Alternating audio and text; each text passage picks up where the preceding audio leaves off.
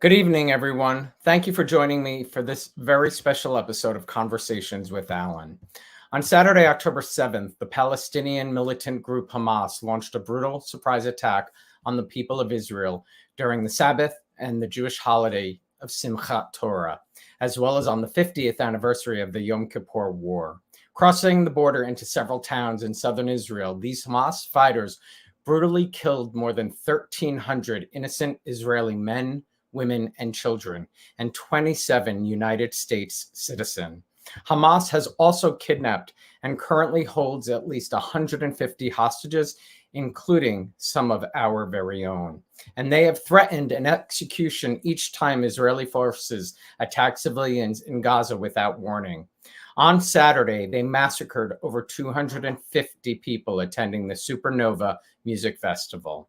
The harrowing stories are endless, and the stories of children riddled with bullets and burned to death are almost too much to bear. People from 23 countries, I believe, were killed by Hamas.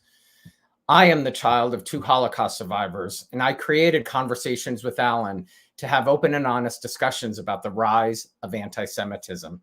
I needed to do something, and tonight I invited Scott Richman, who is the Anti-Defamation League's regional director of the New York and New Jersey office, to share his perspective on this shocking attack, what he knows about the history of this conflict, and to offer ways in which we can all help those affected by this act of war. I am no expert on Israel or the Israeli-Palestinian conflict, and thought it was important to hear from Scott on all of this. I also need to say before we get started about Saturday's attacks that more Jewish people were murdered than on any day since the Holocaust ended 78 years ago. Never again is happening right now before our eyes. Please welcome Scott Richman to the Conversations with Alan. Hey, Scott. It's a difficult time, and I really thank you so much for being here. Like I said, I am no expert on these matters, so if I say something wrong, I hope you please correct me. Of course. I'd like to start with the Anti-Defamation League's definition of anti-Semitism. Thank you again, Alan, for having me on. Anti-Semitism can be very easily defined as some sort of act or statement against the Jews, denigrating the Jews. But I think it's much more important to focus on really what anti-Semitism is. It's a set of conspiracy theories, that have developed over thousands of years. You can imagine the Jews are an ancient people who really by all measures should not still be around today, because every other ancient people is gone. The Hittites and the Amalekites and all of these different groups that existed back then. And this is a group of people that lost their homeland and ended up as minorities in other communities. And when that happens, typically you assimilate. The Jews stubbornly refused to assimilate, and therefore they were othered. They were blamed and scapegoated for all kinds of ills of society. And around that, conspiracy theories developed. So ADL really defines anti-Semitism as these conspiracy theories. There are actually 7 of them. And the first I would point to is the conspiracy theory around influence or power. Jews are in control. They're in control of the media. They're in control of business. They're in control of Hollywood. You hear this very frequently and currently. The second is the trope of greed or something related to money or success. The third is the dual identity charge, that Jews are not loyal to the broader community. They're only loyal to the Jewish community. They're not loyal to the United States. They're only loyal to Israel. The fourth is the blood libel, this idea that Jews are somehow not treating non-Jews properly. It comes from this absurd allegation that Jews are using the blood of Christians for their rituals, specifically to make matzah. I actually had a young woman a few months ago ask me, but matzah's white. And I said, listen, don't apply any logic to it. It's just ridiculous. The fifth is Holocaust denial. Holocaust denial, a particularly pernicious and difficult charge that has gotten new life on social media. When I was growing up, we really didn't hear very much about Holocaust denial. It was confined to really the sort of dark corners, but now it's gotten new life on social media. The sixth is the deicide charge, the charge that Jews are collectively responsible for the killing of Jesus. Now, that was debunked by the Pope in 1967 with the Second Vatican Council and the issuing of Nostra Aetate. He said that Jews are not collectively responsible for the killing of Jesus, but you still see it today, unfortunately. And for thousands of years, that had dominated communities who were persecuted and experienced great violence as a result. And the seventh is anti-Israelism. Anti-Israelism, criticism of Israel when it rises to the level of anti-Semitism. And we should be clear that there's nothing wrong with criticizing Israel. You can look to all of the protesters who came out week after week since the Netanyahu government announced the judicial reform package. They were loyal, Zionist, Israeli citizens who loved their country, but they were highly critical of what was going on. That is not anti-Semitism. It's not anti-Semitism when they do it or anybody else in this country or anywhere criticizes Israel. The problem is that when they couple it with delegitimization, saying that the state has no right to exist, when they couple that criticism with demonization, when they say that it's an evil empire, comparing it to the Holocaust or the Nazis, or when they apply a double standard, a standard by which no other country is measured, then it goes way beyond criticism. It goes to anti-Semitism. You could imagine what would happen if, in addition to criticizing US policy in Afghanistan or in some other country, you also just decided to say, and the US has no right to exist because we took it from the British or we took it from Native Americans. So in that context, the US has, let's say, much less of a right than Israelis who acquired the state through all means of international law. But that's going far beyond the subject of this. But that's the 7 conspiracy theories. A Jewish friend of mine shared with me, do the states here in the United States push back on the definition of anti-Semitism? So what I quoted to you, the conspiracy theories, they don't push back on. But the last piece, the sort of anti-Israelism piece, that comes from the International Holocaust Remembrance Alliance definition of anti-Semitism.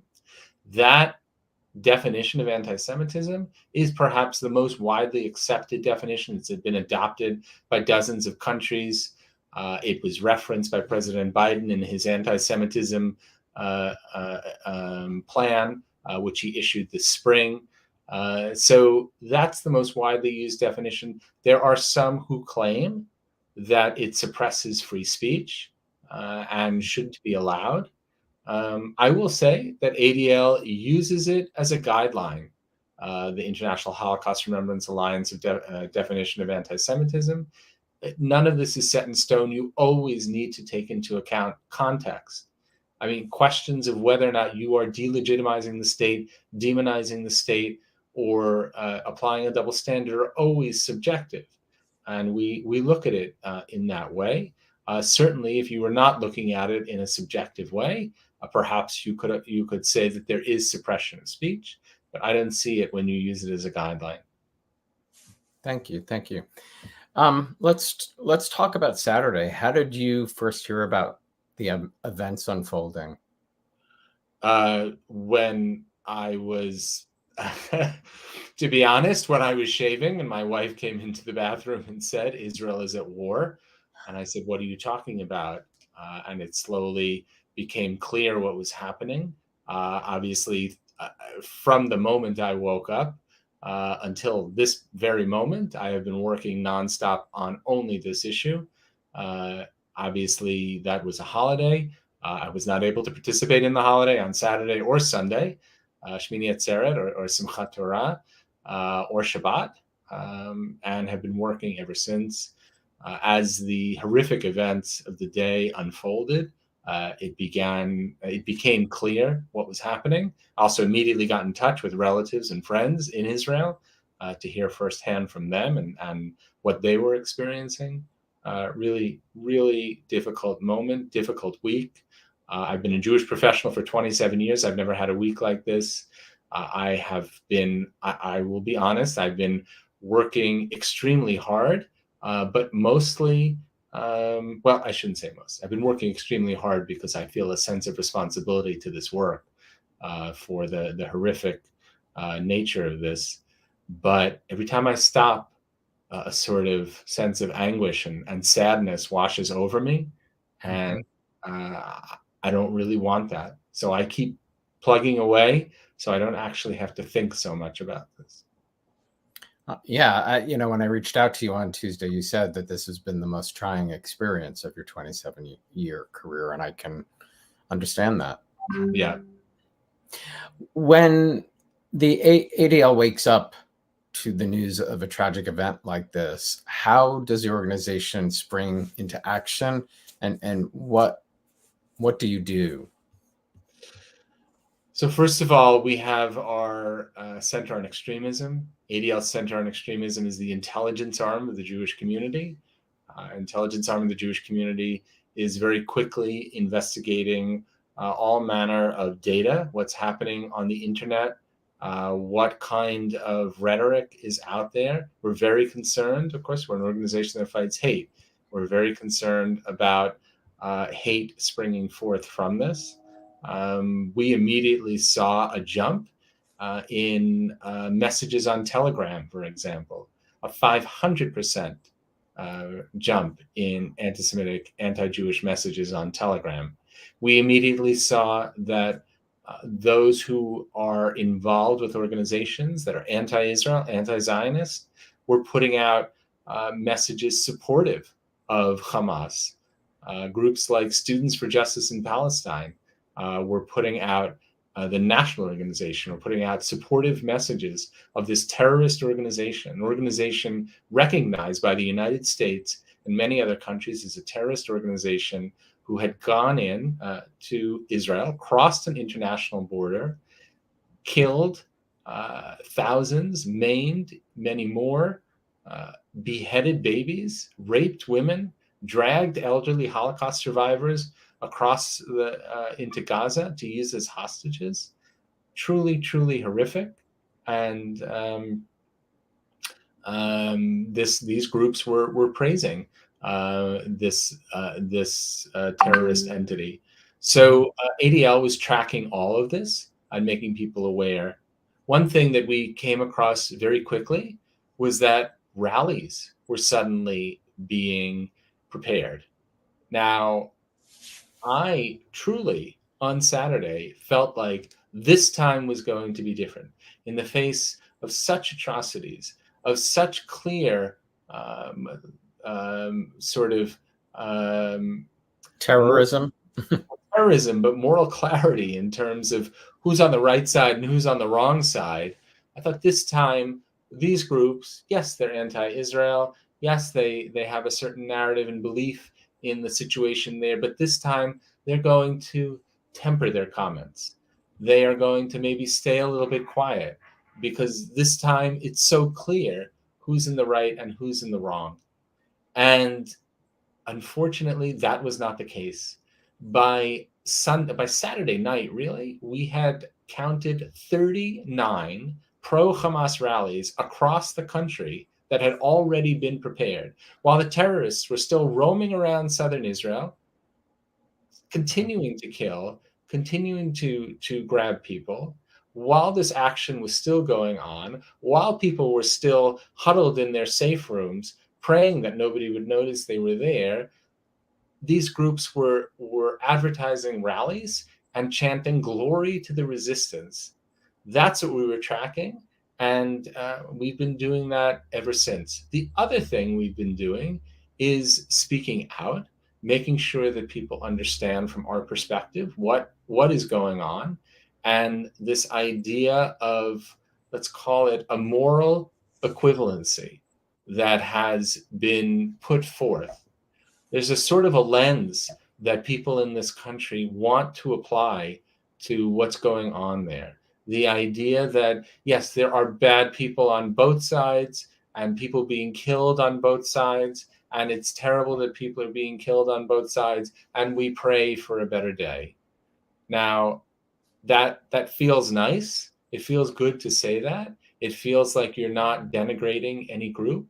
But when you have innocent civilians on one side and terrorists on the other side who are crossing this border and doing what they've done, that is not a moment for a moral equivalency. That is a moment to condemn one side and to express condolences and sympathy for the other.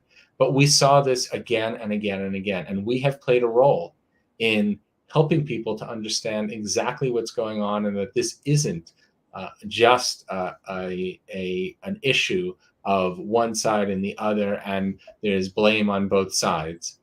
This is quite different. So with corporations and with university campuses and with schools and literally person by person, entity by entity, we are helping them to understand and helping them to craft the language that is appropriate and that we are hearing from President Biden and from Governor Murphy. I know you're in New Jersey, and Governor Hochul, and our congressmen, all of our elected officials, all of our leaders. The same language we're hearing from them, we're helping them understand how unique this situation is, how exceptional this situation is, and it can't be viewed through the lens of other skirmishes between Israelis and Arabs over so many decades.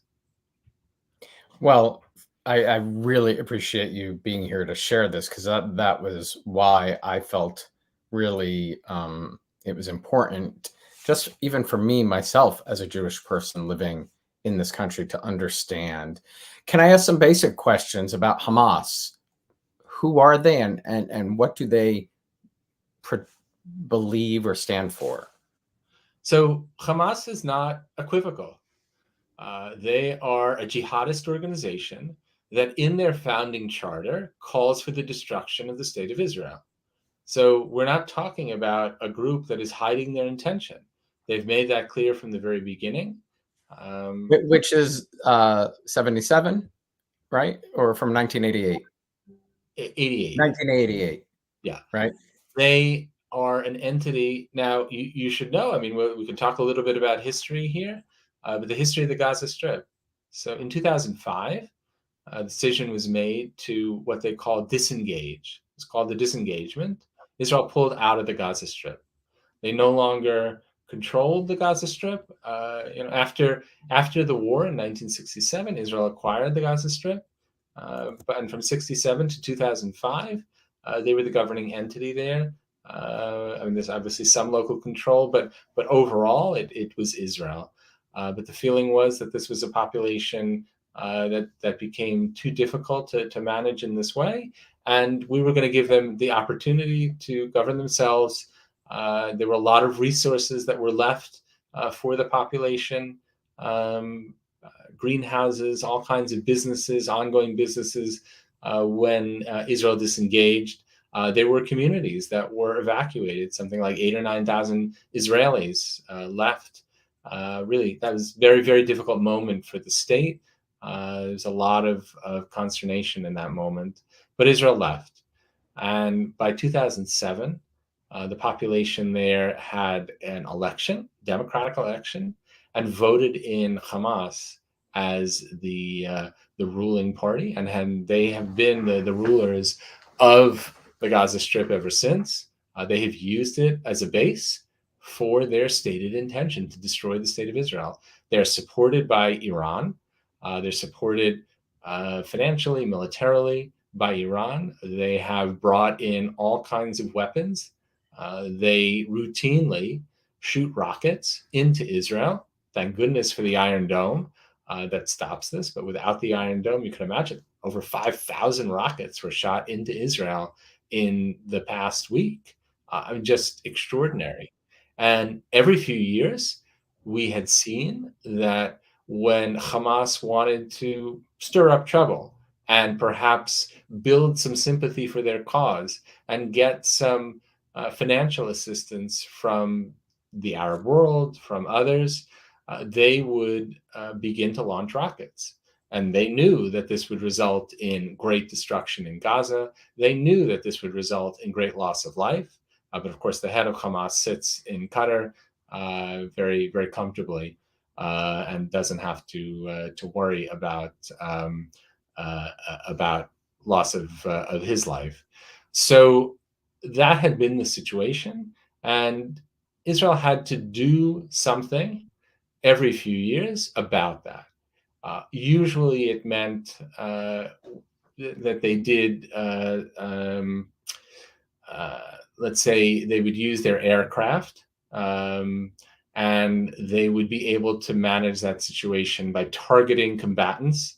Unfortunately, another tactic of Hamas is that they use human shields, so that even though the Israeli army is very precise, if you're using a human shield, sometimes civilians will be killed. But Israel really prides itself on being as careful as possible. And if they see that there are non-combatants, innocent civilians, they will veer off. They will not shoot the missile or whatever it is that they are shooting. That's standard operating procedure. So every few years, they've had to deal with that situation in order to maintain stability, maintain calm, protect the communities that are near Gaza, because there are quite a number of kibbutzim, of communities, towns that are in the area of Gaza or not too far away. And that has been the way they've managed it. Sometimes those have been relatively mild, lasting a few days. The government of Egypt often steps in and is able to mediate. We shouldn't forget that the Gaza Strip has two borders. It has a border with Israel, but it has a border with Egypt. People don't talk about the border with Egypt and Egypt's responsibility for working with the Gaza Strip and helping the Gaza Strip, and the sort of picture of the Gaza Strip as being an area that Israel keeps from connecting with the rest of the world. It's not clear to me why people don't talk about Egypt. They share a border with Egypt. Anyway, that had been the case for many, many years. And sometimes they're much worse. So, for example, in 2014, it was a particularly difficult situation, and Netanyahu made the decision to send in ground troops. Many Israelis lost their lives, soldiers, because a ground invasion is very different from an invasion by air, and that was a very painful summer. It came in response to the kidnapping of 3 Israeli teenagers, and the moment the country was totally gripped with the story of these 3 teenagers, and would they be found, and would they be alive? And 2 weeks later, they were found dead. And in response to finding them dead, the country went to war. I will tell you, just personally, I happened to be, my family and I made the decision to live in Israel that summer. We arrived the day that they found those 3 bodies. I remember I was in the supermarket, and we all got an immediate message on our phone about this, because we had just arrived and we wanted to fill up our refrigerator with food. And I remember looking at my family and saying, this whole summer has changed. It will not be what we expected. It happened again in 2021, which I think your listeners will recall, because it was just 2 years ago in May of 2021. Also a particularly difficult incursion that lasted 3 weeks. This is different. This is not the same as those.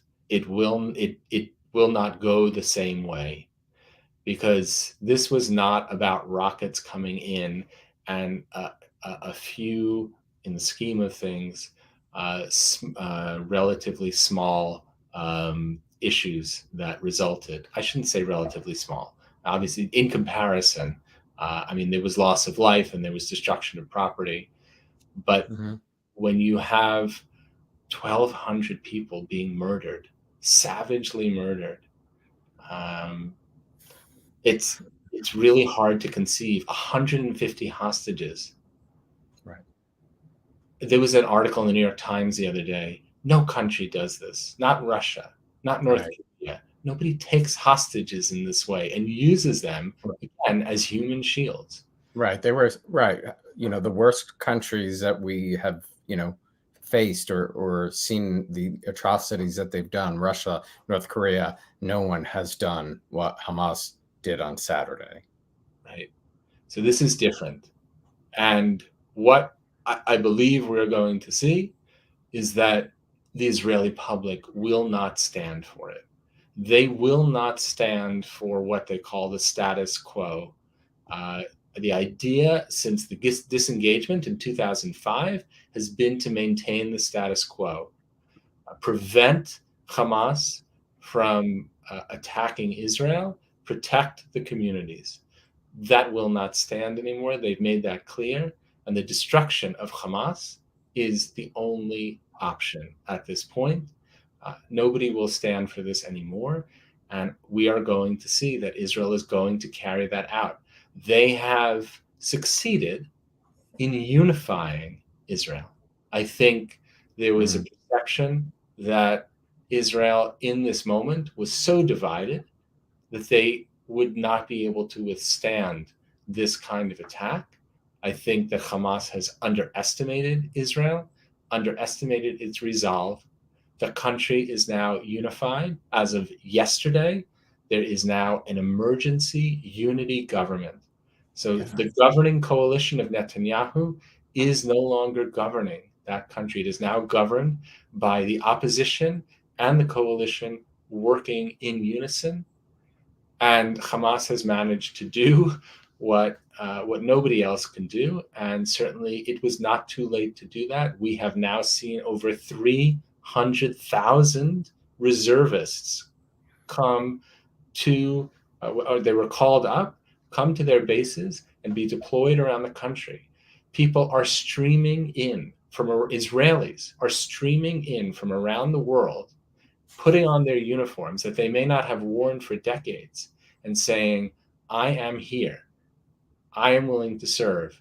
I am willing to defend my country. I am willing to do what needs to be done. And that's an extraordinary statement. The US, we heard President Biden's remarks yesterday. Mm-hmm. Unbelievable statement of support for Israel. I've really never heard a president speak quite like that. And it wasn't just his words. We saw the largest battleship in the US fleet streaming towards Israel with other ships around it. That was not just a message for Hamas. That was a message for Iran. A message for Iran that says, don't begin to defend Hamas in this moment, because you will have the US to contend with. What an unbelievable statement of support.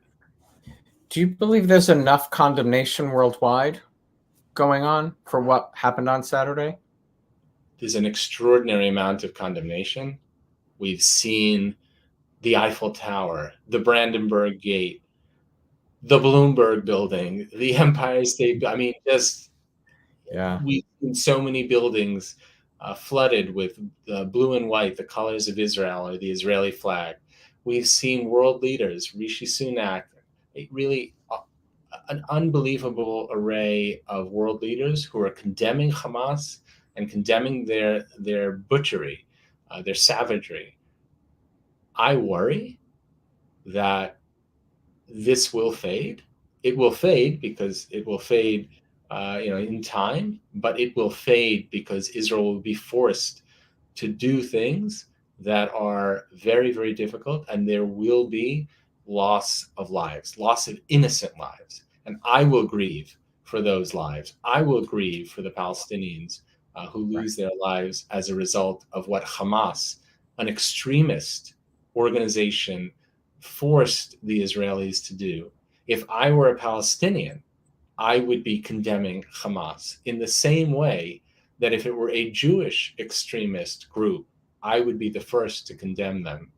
This is not, I don't see them as the Palestinian people. I see them as an extremist group in the same way that I would condemn white supremacists and not decide that all white supremacists were simply part of the white people. They are an extremist group that should be condemned by all. And those who support them because they want to ally themselves with the Palestinian movement are very, very wrong.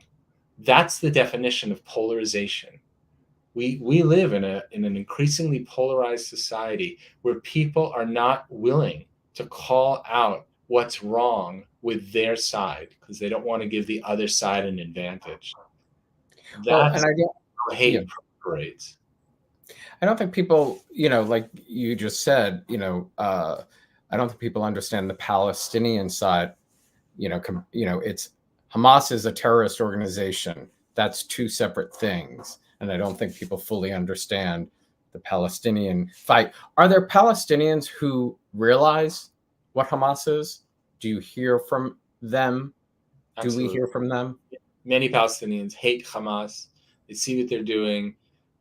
Gazans, the average Gazan who feels oppressed by the Palestinians, who does not have rights because of this extremist organization, who suffers. I mean, the Gaza Strip could be a flourishing entity on the Mediterranean Sea with such a strong, powerful partner as Israel as its neighbor, with all the resources that were left for them. Uh, it's astounding. Instead, Hamas has used the Gaza Strip and used the people living there as their base for trying to achieve their political aims, and it's really very sad. And the only thing, the only phrase that comes to mind for those who support Hamas because they think they're supporting the Palestinians is useful idiots. Well, that leads me to, Jonathan Greenblatt, who's your CEO for the ADL, was on MSNBC earlier this week. And I'd like to play a little bit of what he said. While I am sad and trying to cope, I'll be honest, I am angry. I am angry with the world that allowed the dehumanization of Israelis and sanitized the terrorism of Hamas. I must say, I love this show and I love this network, but I've got to ask, who is writing the scripts? Hamas, the people who did this, they are not fighters, Jonathan. They are not militants, and I'm looking right at the camera. They are terrorists. It is a barbarian who rapes and brutalizes women, who kills children in front of their parents, and then brings them over to Gaza, who literally, we've heard all these reports, and we know these aren't just reports. These were filmed gleefully by the barbarians who committed these grotesque crimes. They filmed, for example, an elderly woman in her home in one of these towns. They burned her alive in her house because she was too infirm to take out. And, parading women, bleeding from the crotch because they were raped throughout Gaza while people hoot and holler and cheer. So look. I'm curious, he was so passionate. What is the media getting wrong? Like MSNBC, and that he reacted in such a large way. Do you think? Yeah, I mean, he's reacting in a large way beyond the media issue, but he definitely pointed out the media issue. Words matter. Words really do matter. And that, as I said earlier in the show, is something we've been fighting against. And in this particular case, he's talking about the fact that the sort of style book that exists, not just for MSNBC, but for the New York Times and others, the style book says we refer to these types of people as militants. One person's terrorist is another person's freedom fighter. But in this case, I think it's pretty clear they're terrorists. They need to be called terrorists. We all need to be changing the style book in this particular case. And he was making that clear. MSNBC is guilty of it, and others are guilty of it, and need to change that in this particular case. Thanks for clarifying that. As I mentioned in the intro, 22 U.S. citizens, or 27 now, have been killed. Do we have any idea how many U.S. citizens have been kidnapped? I don't know. I've heard anecdotally that there are quite a number who have been kidnapped. I know there's somebody from Long Island who there was a news article, I think, about him actually today or yesterday.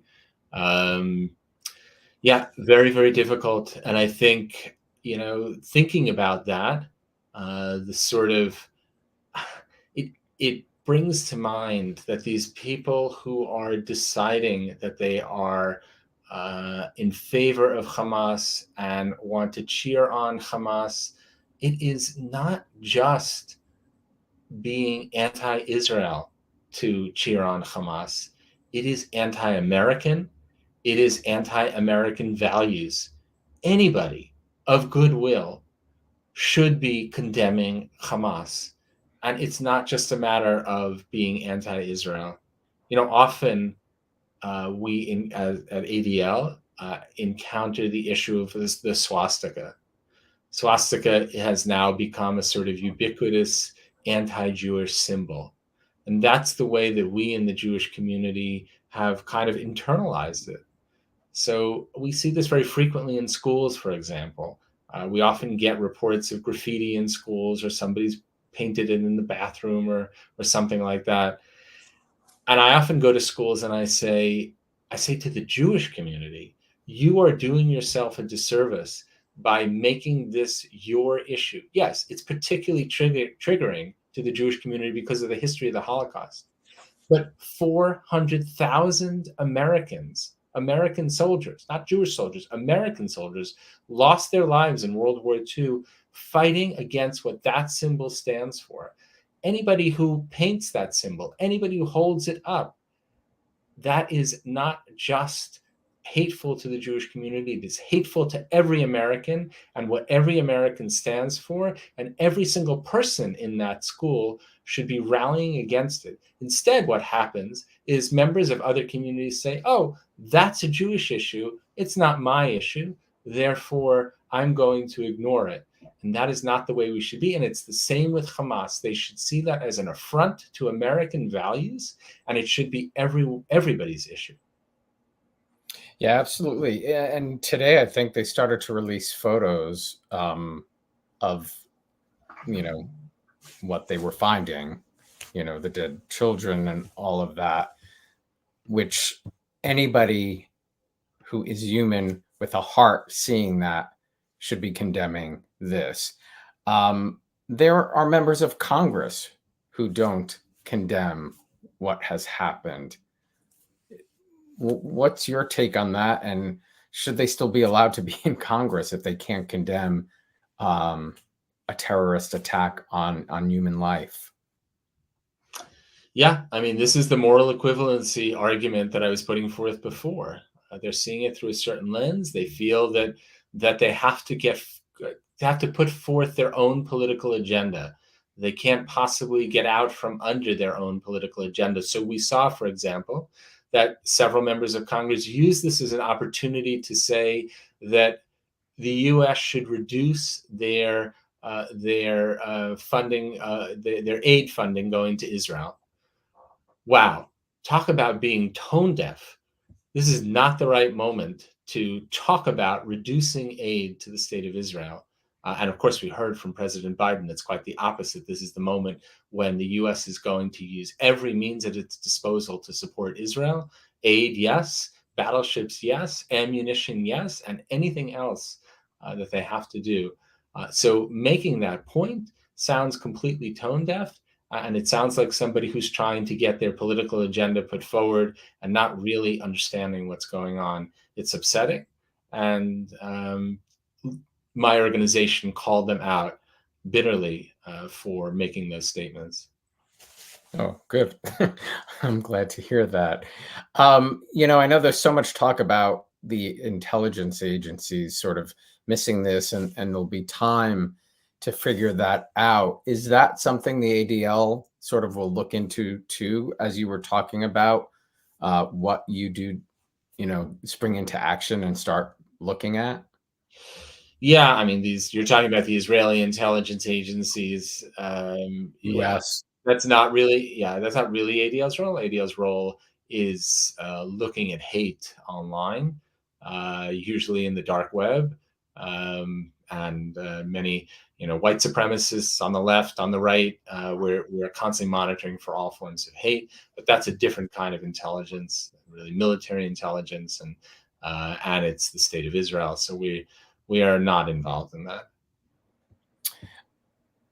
What are you most worried about, as of today? I know today the organization you mentioned had planned rallies. I think there's high alert for tomorrow, the 13th.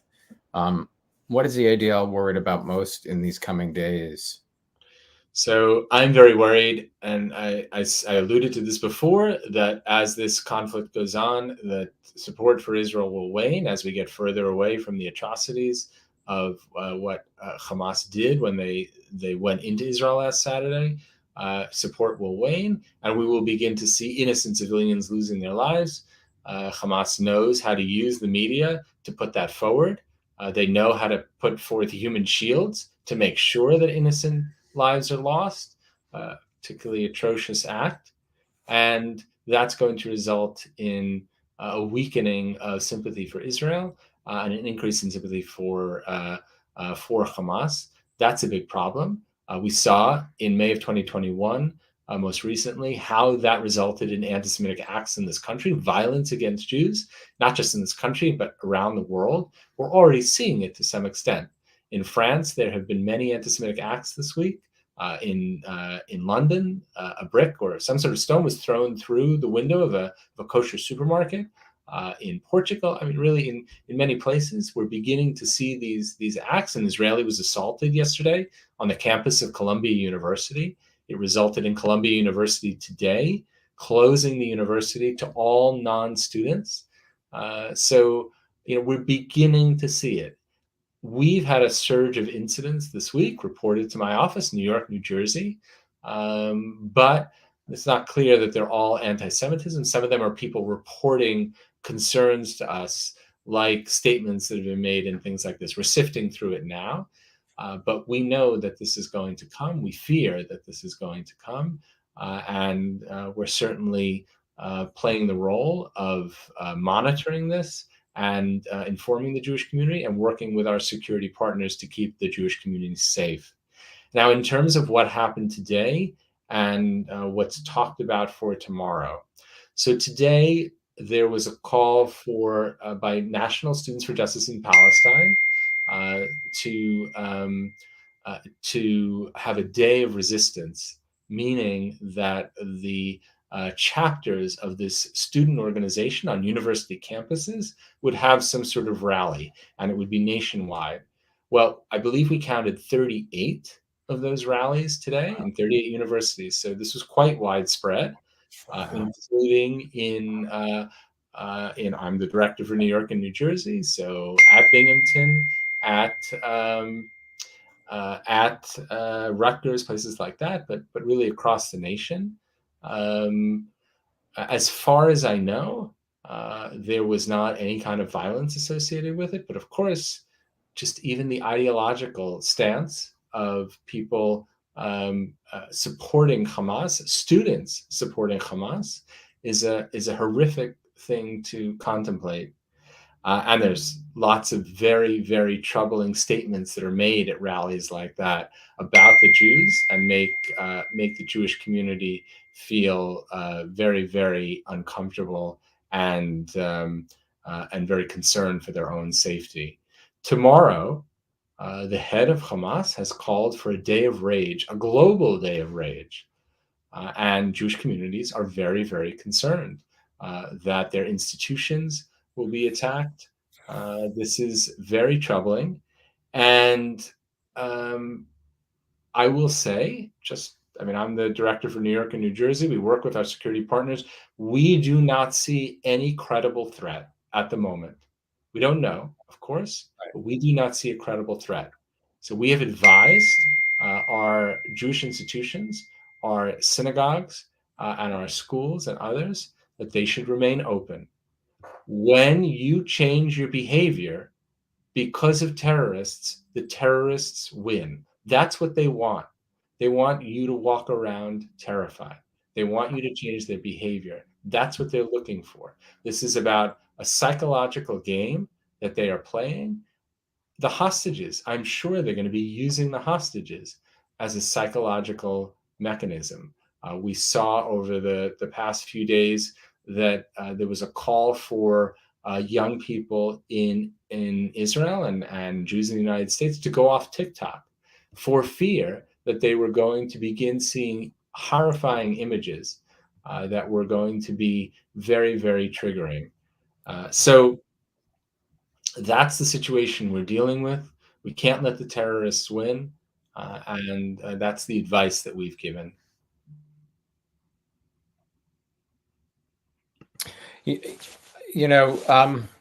Dov Foreman, who's a 19-year-old in the UK who took to social media during the pandemic to spread his great-grandmother, his 99-year-old alive great-grandmother's story of survival during the Holocaust, posted that in the UK, he questions right now if he should be wearing his yarmulke on campus. I haven't worn my chai in many years, and started to put it back on, in the last couple of months.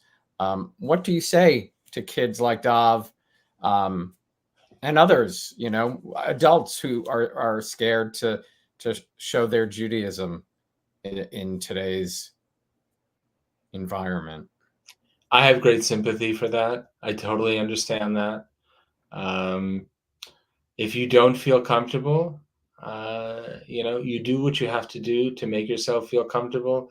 But I will reiterate what I said. If we change our behavior, then terrorists win, and that's a form of changing our behavior. We have to celebrate our Judaism. I mean, that is the way, or celebrate our identity. That is the way that we fight this. That is the rebirth of Jewish life through Israel and after the Holocaust. Like, what better affirmation of life and Judaism is there than that? So we need to celebrate. I think I don't want to be in a position to tell anybody that they should feel unsafe, but just in an overall way, that's what I would say. Right. You have to feel comfortable. People can donate to the ADL.org. Are there other ways people can help today? Do you know of, what is needed, for people watching? Well, so first of all, and this doesn't just apply to this situation, it applies to all situations, they should be reporting incidents of anti-Semitism to us. ADL.org/report incident. Very simple form. We have 25 offices across the country in all the major cities. The closest office will be in touch in a short period of time. We have been doing this for decades. Last year, there were over 2,000 incidents reported to just my office, New York, New Jersey. I have a whole staff that is responding to incidents, working with victims, working with law enforcement, social media, campuses, K-12 schools, workplace discrimination, whatever it happens to be. We will guide you through it. We will help you figure out how to respond to this anti-Semitic incident, not just hate crimes, but hate incidents. Let us know. Let us know what you're seeing. Let us know if there's something problematic, a statement that's been made by a workplace, or a statement that's been made by a university. It's really very important that we call these things out. So that's the first thing I would say. Second thing I would say is people need to play a role on social media. When they see hate, when they see misinformation, report it. It's very easy to report it. On Facebook, for example, there are 3 dots on the right. Click it, hit report, and fill out just a few fields, and you're done. We all need to do that. For many years on social media, there were no policies to control this. There are now policies in place. We have to help social media. There are millions of posts a day, perhaps even more, billions, I don't know. But Right. it's very hard for them to control that hate, Yeah. and it's much harder for them to ignore it if somebody's reported it. And by the way, if you don't get satisfaction, if you send it to Facebook or to Twitter or whatever it is, and you believe that it's a violation of their policies against hate, send us the screenshot. Send us the screenshot through adl.org/report incident, and we will intervene on your behalf with the social media companies. Really very, very important. The other thing I would say, well, certainly donate. Yeah, I'll reiterate what you said. Always very important. ADL doesn't get any money from the government, doesn't get any money from the federation system. ADL relies on individual donors, foundations, some corporations, but we are really a grassroots organization in that way. But the last thing I would say is, this isn't just about the moment, and this isn't just about being reactive. We need to be proactive. And the most proactive thing that we at ADL do, and that I could recommend, is about how we create a better future. We create a better future through our education programs that touch millions, more than 4 million students across the country every year are touched by our anti-bias, anti-bullying, anti-hate programs. We work in hundreds of schools in New York and New Jersey, for example, and thousands across the nation. And we are literally working student by student, school by school, to create a future where people respect one another, where they know their own identity, they know the identity of the person sitting across from them, and they are respecting that identity. They are celebrating difference and celebrating diversity. These are values that we think are going to create a future that has less hate, that we can all feel much more comfortable in. And bringing that into the schools is key. Math, reading, science, all very important, but the schools have a role to play. It is not mandated anywhere, and I believe that it should be. Scott, thank you so much for really your perspective, sharing your perspective tonight. It really was important to me to be able to do something, and I hope it helped others as it helped me to understand what we're seeing right now. And thank you. Thank you for having me on. You are welcome. Please stay safe. And again, thank you for the work you do.